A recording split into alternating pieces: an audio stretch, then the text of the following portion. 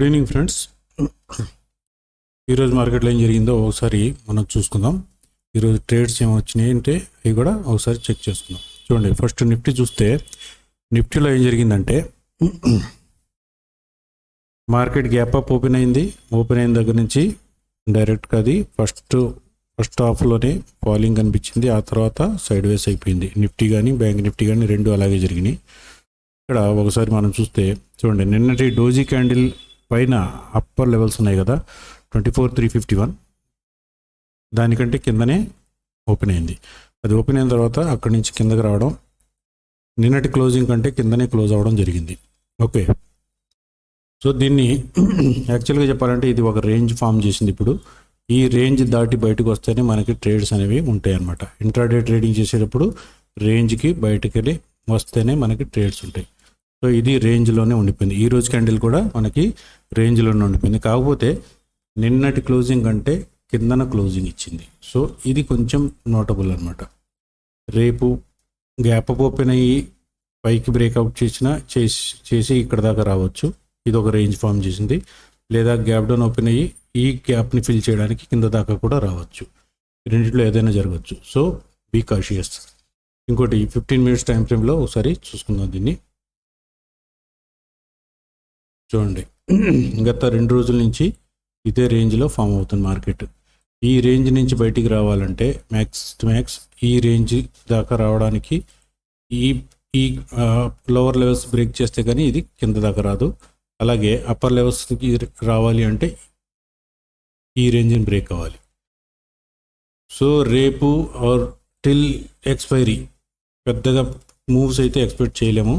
ఉన్నట్టుగా ఇదే రేంజ్లో మార్కెట్ ఉండొచ్చు. 28th ఎలాగో నిఫ్టీ ఎక్స్పైరీ ఉంది కాబట్టి ఎక్స్పైరీ వరకు ఇదే రేంజ్లో ఉంచేసి మంత్లీ ఎక్స్పైరీ క్లోజ్ చేసేసి ఆ తర్వాత మార్కెట్లో మూమెంట్స్ని తీసుకొచ్చే ప్లాన్ చేయొచ్చు అనమాట.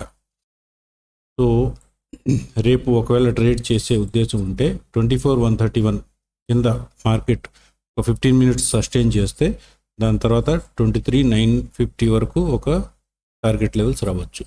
అలాగే ఒకవేళ మార్కెట్ బ్రేక్అవుట్ చేయడానికి 24,350 అబోవ్ బ్రేక్అవుట్ చేసి ఒక 15 మినిట్స్ సస్టైన్ చేస్తే దాని తర్వాత ఒక నిర్దిష్టమైన స్టాప్ లాస్ పెట్టుకుని అక్కడి నుంచి 24,520, 550 వరకు టార్గెట్ పెట్టుకుని ఒక సిఈ పొజిషన్లో ఉండొచ్చు. ఇది నిఫ్టీలో అనమాట. ఓకే, బ్యాంక్ నిఫ్టీ చూద్దాం. బ్యాంక్ నిఫ్టీలో కూడా చూడండి, నిన్న మనం డిస్కస్ చేసుకున్నటువంటి రేంజ్కి బయటనే ఓపెన్ అయ్యింది. గ్యాప్ అప్ ఓపెన్ అయింది ఓపెన్ అవ్వడానికి. బట్ గ్యాప్ అప్ని సస్టైన్ చేయలేదు. ఎందుకంటే ఇది ఆల్రెడీ ఒక రెసిస్టెన్స్ ఏరియాలో ఓపెన్ అయింది. ఇది ఆల్రెడీ ఒక resistance area plus over head supply area ఇదంతా. సో ఇక్కడి నుంచి ఒక సెల్లింగ్ రావడం అనేది వాస్తవం, అది సహజం. కాకపోతే క్లోజింగ్ వచ్చేసి నిన్నటి క్లోజింగ్ కన్నాకి దగ్గరలో అయింది. సో ఒకవేళ ఈ మన over head supply area supply zone బాగా పనిచేసినప్పటికీ సెల్లింగ్ అంతగా లేదు ఇంతకుముందుతో పోలిస్తే. ఇంతకుముందు చూడండి పెద్ద పెద్ద క్యాండిల్స్ ఫామ్ చేసింది, బట్ ఇక్కడ అంతగా లేదు. సో ఇక్కడ ఏంటంటే మనం ప్లాన్ చేసుకోవాల్సింది రేంజ్ బ్రేక్ డౌన్, బ్రేక్అవుట్, ఈ రెండు మాత్రమే ప్లాన్ చేసుకోగలం. బ్రేక్అవుట్ కూడా మనకి చాలా ప్రాబ్లమాటిక్గా ఉంటుంది. కానీ ఒకవేళ రేంజ్ బ్రేక్అవుట్ అయితే మాత్రం ఇక్కడ షార్ట్ కవరింగ్ మూవ్ వచ్చే ఛాన్సెస్ ఉన్నాయి. అది ఈ రేంజ్ దాకా కూడా వెళ్ళిపోవచ్చు. 53,000 దాకా కూడా వెళ్ళిపోయే ఛాన్సెస్ ఉంది.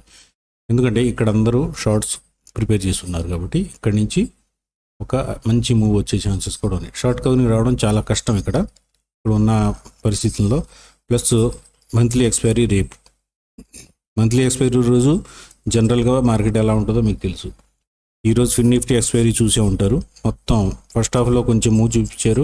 ఫస్ట్ హాఫ్లో కూడా ఫస్ట్ 1 అవర్లో మూవ్ వచ్చిన తర్వాత దాని తర్వాత మొత్తం సైడ్ వే చేసేసారు. సో అదేవిధంగా బ్యాంక్ నిఫ్టీని కూడా రేపు చేసే ప్లాన్ అయితే ఉంటుంది. సో బెటర్ ఏంటంటే రేపు బ్యాంక్ నిఫ్టీని ట్రేడ్ చేయడం మానేసేసి నిఫ్టీనో లేకపోతే ఫిన్ నిఫ్టీనో మిడ్ క్యాప్ నిఫ్టీలో ట్రై చేయండి. అదే బెస్ట్ అనమాట. తర్వాత ఒకసారి 15 మినిట్స్ టైం ఫ్రేమ్లో కూడా మనం దీన్ని డిస్కస్ చేద్దాం. చూడండి, నిన్నటిలో బ్రేక్ అవ్వలేదు ఇప్పటివరకు. సో దీంట్లో కూడా నెగిటివిటీ రాలేదు, బట్ ఇక్కడి నుంచి రెసిస్టెన్స్ వచ్చింది కానీ నెగిటివ్ అంటే మైనస్ న్యూస్ అయితే కనబడట్లేదు. సో అప్పటి వరకు అయితే ఈ లెవెల్ బ్రేక్ అవ్వదో 51,940 లెవెల్స్ బ్రేక్ అవ్వదు, అప్పటి వరకు మనం ఎటువంటి పీఈ సైడ్ ఆలోచించాల్సిన అవసరం లేదు. ఇంకొకటి చూడండి, ఈ లెవెల్ బ్రేక్ అయితే కానీ మనకి ఈ లెవెల్ దాకా టార్గెట్స్ రావు. రైట్, అప్ సైడ్ టార్గెట్స్ గురించి నేను ఆలోచించాను, ఎందుకంటే ఈ రేంజ్ బ్రేక్ అవ్వాలంటే కొంచెం కష్టమే, అయినా అవ్వచ్చేమో రేపు. కాకపోతే అయితే మంచి ట్రేడు ఈ లెవెల్ దాకా వస్తుంది. నేను చెప్పాను కదా 53,600 లెవెల్స్ ఈ రేంజ్ దాకా వస్తుంది. So plan accordingly. నాకు తెలిసి రేపు కూడా సైడ్ వేసే ఉంచేయచ్చు మ్యాక్సిమం మార్కెట్ని. సో ప్లాన్ అకార్డింగ్లీ ఎక్కువగా దీని గురించి ఆలోచించండి. బ్యాంక్ నిఫ్టీ అయితే రేపు అసలు ట్రేడ్ చేయకుండా ఉండటమే మంచిది. తర్వాత ఈరోజు ట్రేడ్స్ ఏమి వచ్చినాయో ఒకసారి చూద్దాం. నిఫ్టీ చూడండి, నిఫ్టీలో మనకి ఫస్ట్ స్పెషల్ క్యాండిల్స్ వచ్చేసి 920, 925కి ఫామ్ అయింది. అయిన వెంటనే మనం లెవెల్స్ డ్రా చేసుకొని 24,300 సిఈ, 24,300 పిఈ ఈ రెండింటిని మనం లేఅవుట్ చేసుకున్నాం. దీంట్లో 915 క్యాండిల్లే మనకి స్పెషల్ క్యాండిల్ లాగా కనిపించింది క్యాలిక్యులేషన్ ప్రకారం. దాని తర్వాత ట్రేడ్స్ కోసం చూస్తుండగా చూడండి, ఇక్కడ ఒక పిఈ సైడ్ ట్రేడ్ యాక్టివేట్ అయింది. తర్వాత బయింగ్ ప్రైజ్ వచ్చేసి 160 దగ్గర బై చేస్తే 206 దాకా వెళ్ళింది. 200 దగ్గర 40 పాయింట్స్ దగ్గర బుక్ చేసుకోకపోయినా మరలా కిందకి అదే 160 దగ్గరకు వచ్చింది. మరలా చూడండి 213 దాకా వెళ్ళింది. మరలా 160, 208. అంటే ఒక ట్రేడ్ని ఒకసారి బుక్ చేసుకున్న, రెండోసారి బుక్ చేసుకున్న, 3 సార్లు, అంటే 160 దగ్గర తీసుకొని 40 పాయింట్స్ దగ్గర బుక్ చేసుకోవడం, మళ్ళీ 160 దగ్గర తీసుకొని 40 పాయింట్స్ దగ్గర బుక్ చేసుకోవడం, 160 దగ్గర తీసుకొని 40 పాయింట్స్ దగ్గర బుక్ చేసుకోవడం. అలా చేసుకుని ఉంటే 120 పాయింట్స్ ఈజీగా వచ్చాయి. రైట్, అలా కాకుండా ఒక్కసారి తీసుకుని అలాగే కూర్చొని ఉంటే చివరికి తీసుకున్న చోటే బయటికి రావాల్సి వచ్చేది. ఓకే, అందుకే చెప్పేది ఏంటంటే right time entry, right time profit booking, ఇది కంపల్సరీ ఆప్షన్ ట్రేడింగ్లో. సో ఇక్కడ తీసుకొని ఉంటే ఇక్కడ ఒక ట్రేడు, ఇదొక ట్రేడు, 3 ట్రేడ్లు వచ్చేసాయి. ఓకే, ఇది నిఫ్టీలో. బ్యాంక్ నిఫ్టీలో అయితే ఈరోజు అసలు ఎటువంటి ట్రేడ్ రాలేదు, ఎందుకంటే స్పెషల్ క్యాండిలే ఫామ్ అవడం బాగా లేట్గా ఫామ్ అయింది. ఇది వచ్చేసి మనకి 10:05, ఇక్కడ స్పెషల్ క్యాండిల్ ఫామ్ అయింది.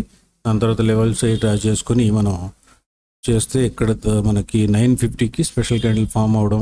దాని తర్వాత ఒక ట్రేడ్ ఇక్కడ యాక్టివ్ అయింది, బట్ అది పెద్ద ట్రేడ్ కాదు, వేస్ట్ ట్రేడ్స్ అన్నమాట.